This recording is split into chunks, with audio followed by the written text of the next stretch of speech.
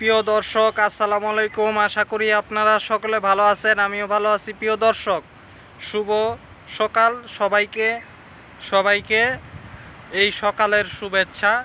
তো প্রিয় দর্শক, আজকে আলোচনা করব প্রিয় দর্শক এই সকালেই যে আমরা যে শুনতাছি যে পিনাকি ভট্টাচার্যের মতো একজন চিন্তাবিদ, এবং আমার মতে, কারণ সে অনেক কিছু চিন্তা করে, চিন্তাবিদ তাকে বলাই যায়, এইটা নিয়ে আবার হাসাহাসি করেন না তো। এবং অ্যাক্টিভিস্ট, একজন সোশ্যাল অ্যাক্টিভিস্ট আমরা সবাই এইভাবেই চিনি। তো তিনি যখন মুক্তিযোদ্ধাদের যে সংখ্যা, সেই সংখ্যা নিয়ে বিশ্লেষণমূলক এবং প্রমাণাদি সহ একটি ভিডিও বানালেন, এবং তার এই ভিডিওর সারমর্ম হয়েছে যে মুক্তিযুদ্ধের যে 3 লক্ষ এবং 30 লক্ষের যে বিতর্ক, উভয়টাই ভুল।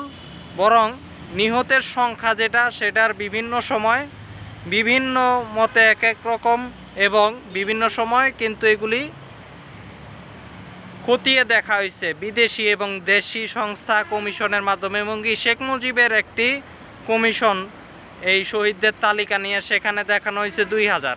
মূলত এটা নিয়ে কিন্তু বিতর্ক যে 2000 দেখাইছে পিনাকি, হ্যান ত্যান সমালোচকদের মতো পিনাকি জামাতে ইসলামকে রক্ষা করার জন্য নাকি এই কাজটা করছে। তো প্রিয় দর্শক, আসলে যে বিষয়টা দেখেন, আমি এই বিষয় নিয়ে একটা কথা বলতে চাই। পরবর্তীতে এটা নিয়ে পিনাকি আবার চ্যালেঞ্জ করছে যে ডিবেট হবে।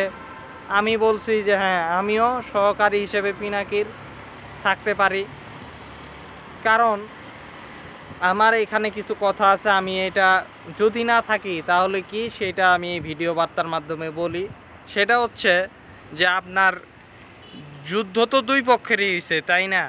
এখন দুই পক্ষের যে যুদ্ধ, সেই যুদ্ধে তো দুই পক্ষই মারা গেছে। দেখেন, একটা পক্ষ বিজয়ী হয়েছে বাংলাদেশ, আর একটা পক্ষ পাকিস্তান হারছে। এখন তো তর্কের খাতিরে যদি ধৈর্যও নেই, পাকিস্তানিরা খুব খারাপ, 30 লাখ মারছে, 3 লাখ মারছে, ধৈর্যও যদি নেই যে বেশি মারছে। যুদ্ধের মাধ্যমে, যুদ্ধের ময়দানে আসলে কি মারামারি ছাড়া আর কিছু হয়? এই সুশীলদেরকে আসলে কি বুঝামো, কি মনে করেন, কিচ্ছু দিয়ে বুঝাইতে পারবো না। প্রথমত এটা। দ্বিতীয়ত, বাংলাদেশ তো বিজয়ী পক্ষ, তাই না? বাংলাদেশ বিজয়ী পক্ষ হিসেবে কি ভূমিকা রাখা উচিত ছিল যুদ্ধের পর? ইসলাম আমাদেরকে কি শেখায় যে বিজয়ী পক্ষ উদারতার ভূমিকা রাখে। আমরা না মুসলিম, বাঙ্গুরা আবার মুসলমান না, কিন্তু প্রকাশ্যে আবার বলবো মুসলমান, হ্যাঁ আমি মুসলমান না এরা, এই জন্য এদের কথা বাদ। কিন্তু আমরা মুসলিম হিসেবে কি যে উদারতা দেখামো, কিন্তু বাংলাদেশ কি দেখাইছে? দেখায় নেই। পাকিস্তান এমন কি।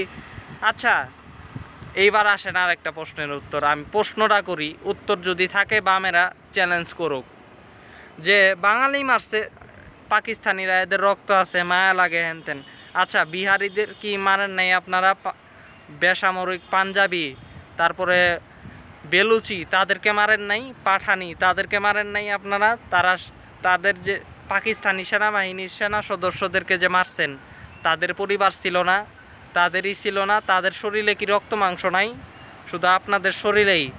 তো এই প্রশ্নগুলির সেই হিসেবে যুদ্ধের ময়দানে নিহত করছে, এটার জন্য যদি পাকিস্তান ক্ষমা চায় এক পক্ষ, তারা তো হারছে, তারা হাইরা যদি আবার ক্ষমাও চায়, আপনি কেন ক্ষমা চাইলেন না সেটার জন্য? এবং তাদের প্রতি উদারতা পর্যন্ত দেখার নাই।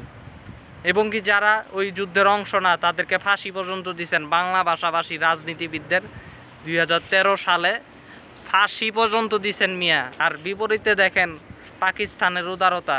যদি বলি বিপরীতে অনেক উদাহরণ দিতে পারবো। যারা যুদ্ধ করলো তাদের একটা অংশ, মতিউর রহমান, মেজর জলিল সহ একটা বড় অংশকে আশ্রয় দিছে। মেজর জলিল এবং মতিউর রহমান কিন্তু পাকিস্তানের মাটিতেই মৃত্যুবরণ করছে, এবং তাদের দাফন কাফনও পাকিস্তানে হয়েছে। কতটা উদার হইলে প্রতিপক্ষকে এভাবে জায়গা দেয়। এবং 75-এর যে বীর, তাদেরকে দেশ থেকে যে পালায়নের যে অবস্থা, সেই অবস্থানের পর পাকিস্তান কিন্তু তাদেরকে সাময়িক আশ্রয় দিয়েছিল। 75-এর যে মেজর ডালিম সহ যারা বীর আছে, এছাড়াও বাংলাদেশের ওআইসিতে যোগদান থেকে শুরু করে মিডল ইস্টের যে সমবাজার, সেক্ষেত্রে পাকিস্তান অনেক ভূমিকা রাখছে। এবং কি পাকিস্তান বাংলাদেশকে উদারভাবে স্বীকৃতি দেওয়ার কারণেই মুসলিম কান্ট্রিগুলি পরবর্তীতে স্বীকৃতি দিচ্ছে।